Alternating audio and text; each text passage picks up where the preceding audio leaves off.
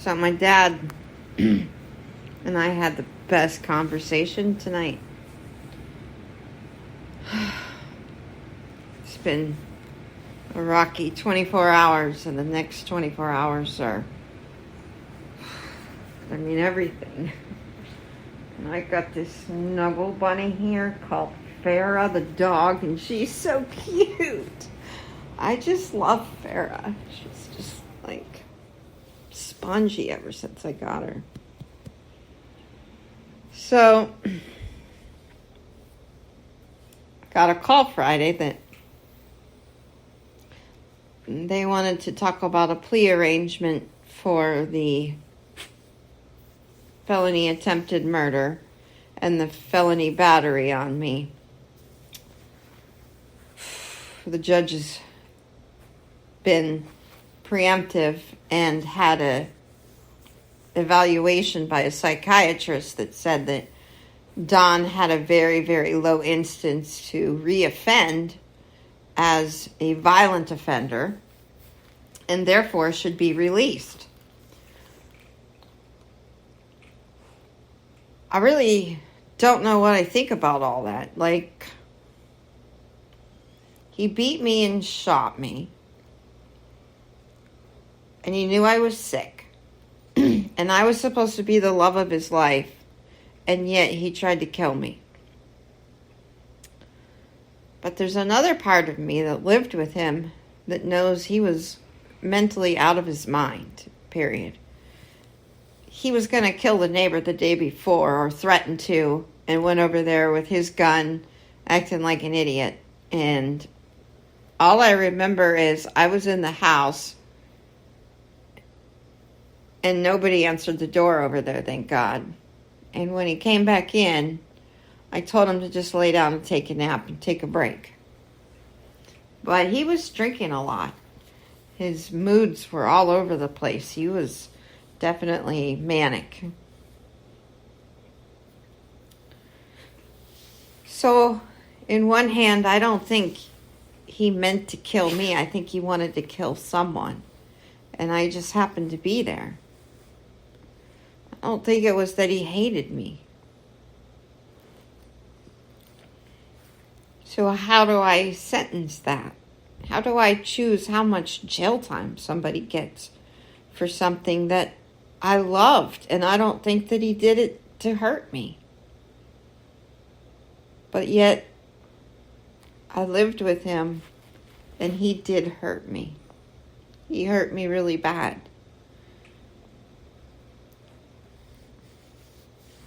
So I have a great decision to make because I want to keep other people safe.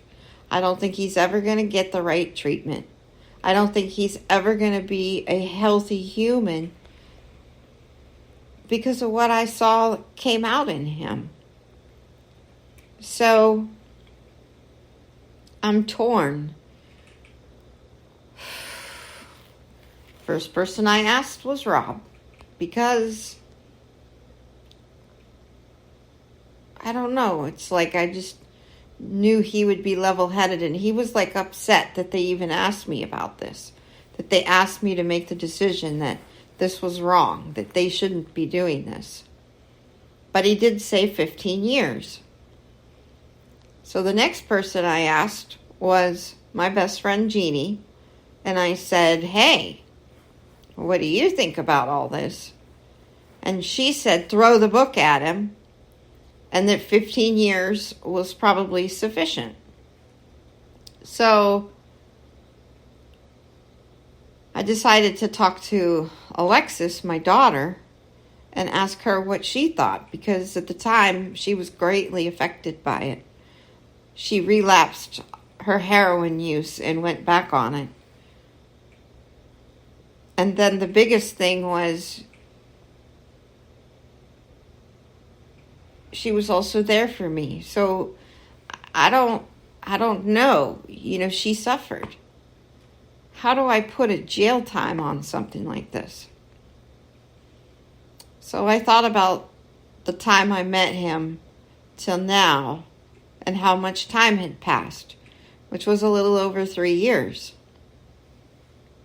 So he's been in my life a little bit over 3 years. Well, that's the amount of jail time that I think he should serve. A little over 3 years, because I had to suffer this whole time with him. I wish I never met him. I mean, I really wished I'd never met him. It's like I wish the love had never existed. And so sometimes when I think about loving someone again, or even letting them close, it's so scary, because all I think about is it's going to hurt this much all over again, and I don't think I can survive it.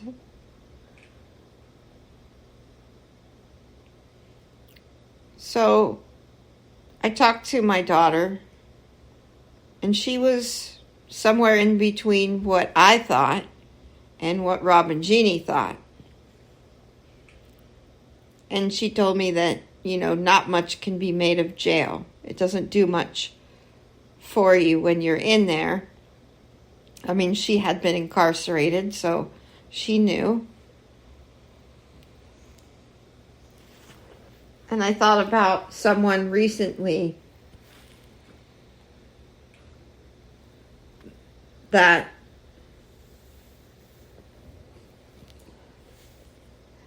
they had been in jail for 12 and a half years for something pretty minor. And that all of the stuff that he learned while he was in jail, and we got close. I mean, it just got fucked up because I met his best friend, and I had more of a connection to his best friend than I did him, which doesn't make any sense. And this week, I got news that there was some kind of a shift in the DNA testing on my cancer. So now, I don't know. There's a lot to be thought about. But the biggest thing that I thought was, I should call my dad, because he's always been there for me. He's like a rock. He's probably the most non-judgmental person I've ever known. He's so sympathetic, always puts me first. Might not tell me what I want to hear, and sometimes he doesn't always tell me that I'm right. But I know he always has my best interest at heart. So I asked him what he thought about the case and what time should be served. And we talked about the political implications if the case is made public. We talked about whose power play is greater, and what if I just decided to go easy on him? What would happen then? But if they don't want him to serve any time, and I get upset by that I should go to the press and blow the case up. But he also said, I think he really loved you. And we talked about how I strongly felt that Don didn't hate me that much, that he didn't mean to kill me. That he just wanted to kill someone and not me, per se. And my dad said, if I loved him, then it shouldn't be about revenge, and it shouldn't be about getting even, and that it's not my responsibility to keep the public safe, but more important, the judge and the lawyers and the jury possibly, that was who should decide who keeps who safe. But that because I was sick and that I needed to focus more on my health, that I should show mercy and kindness because his life has already been ruined by what has happened. And that I should just make sure he never practiced law again. And that sometimes jail wasn't a better place for someone. He felt like they could learn more and be more productive on the outside. But he also said he hates the way I've suffered, and that even though his life is totally screwed up, I shouldn't feel bad either. My father has shown me unconditional love. Love that I know I'm rare to achieve. It's Rob's greatest wish to have that kind of love from his father and his mother. And I know that he would do just about anything for having that. And my father is that person for me. And I wish I could share that with him. It's like this magical connection. He was upset last night because it was his mother's birthday and he didn't have any money to give her anything, and he also had to work, and that he was tired. And I felt so bad, and I told him that as a fellow mom, I didn't think his mother wanted anything. That the most important thing he could give her is just telling her how he feels, and that he loves her and how special she is to him. That's the most important thing that a mother really wants from her children. Those words to remember how much you meant to each other. So tonight, I wanted to finish a chapter of my life with Don and get something out of the way, even though I had a lot of fond memories with him. But I went to finish it and they were closed, which made it so that Lexi had to go out of her way to take me back home. And I felt guilty and said, no, just go to your party anyways and I'll just catch an Uber.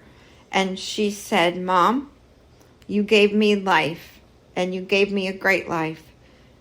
And the least I could do is take you home instead of risking your life in an Uber. So is the fight really worth my health? That's what my dad wanted to know. Why couldn't I just let it go and focus on my health? And I had to think about that. He's right. Maybe that's the goal. Maybe that should be my focus.